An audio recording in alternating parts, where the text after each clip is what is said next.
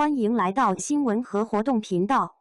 请订阅和分享已更新有关当今最着名明星的最新信息。热烈票房低院王一博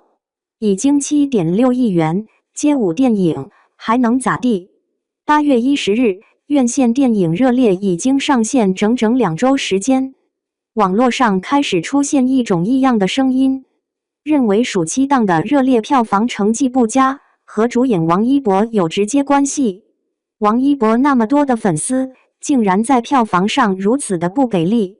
更是有营销号发路演的视频内容，把大鹏和王一博的互动内容进行断章取义，认为大鹏导演对王一博的发言不满，认为《热烈》的票房低和王一博粉丝不给力有直接关系等等。实际上，这些电影的营销号们葫芦里边藏的什么药，明眼人都能看明白。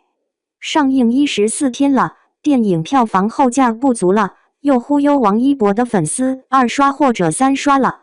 被断章取义的内容当中，王一博说了几句实话，自己尽到了演员的本分。电影拍摄完毕之后，剩下的就是其他专业人士们的事情了，这话也无可厚非。当我们重新审视这部《热烈》的时候，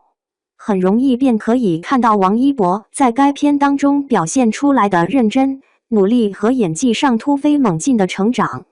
同时，只要略有理性思维，便会发现所谓的《热烈》票房低，根本上是不成立的。8月10日，《热烈》院线上映2周时间，已经拿下了7.64亿元的票房。这个成绩放在暑期档当中，和几部动辄就是票房30亿起步的票房爆款电影相比，当然低了一点。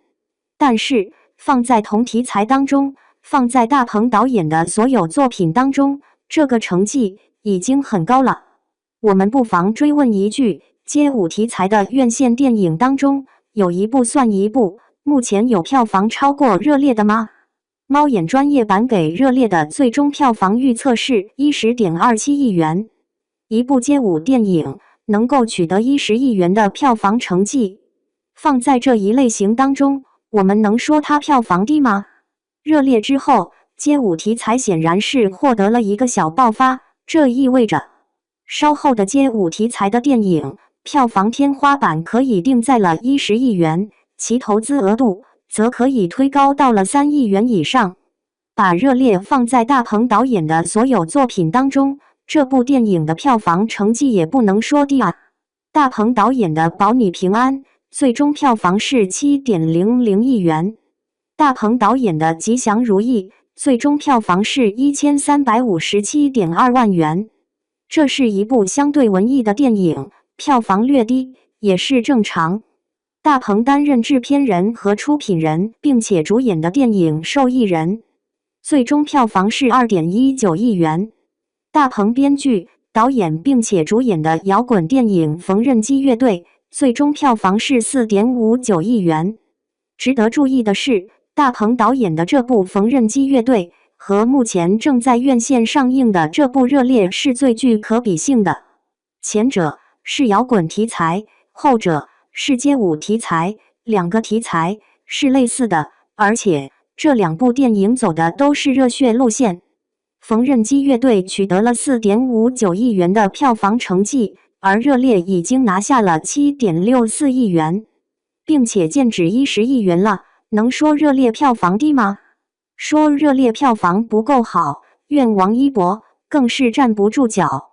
首先，热烈这样的街舞题材能够票房剑指10亿元，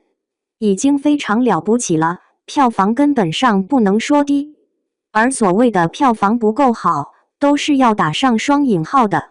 小众题材限制了热烈成为票房井喷式的电影，这样的街舞题材怎么可能票房过30亿、过40亿元呢？对于演员而言，他承担的是演好自己的角色。如果影片当中演员呈现的角色因为演技问题被影迷们吐槽，那可以怨这位演员。票房因为题材小众而没办法20亿元、30亿元，就怨王一博，这是典型的票房绑架了。实际上，《如果我们愿意对比缝纫机乐队和热烈的票房成绩的话，是否可以得出一个粗浅的结论：王一博已经助力热烈票房走了很远了？没有王一博，这部热烈的票房成绩难道不是另一部缝纫机乐队吗？在院线电影当中，能够自带票房的演员很少。目前，业内有一个比较流行的说法，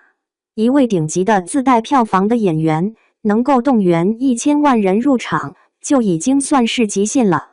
这样的顶级动员能力的演员本身就屈指可数，没几位。我一直感觉，如果一位演员无论出演什么题材，都能让其票房过3亿元，就已经算是有顶级动员能力的了。王一博今年以来，无名拿下9.31亿元，长空之王拿下8.45亿元，热烈已经剑指10亿元。这样的票房成绩不仅仅是稳扎稳打，而且是成绩非常不错了。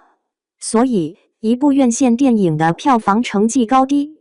别动不动就怨演员，或者给演员贴金，演员只是演员，演好自己的角色已经足矣。对此，小伙伴们有什么看法呢？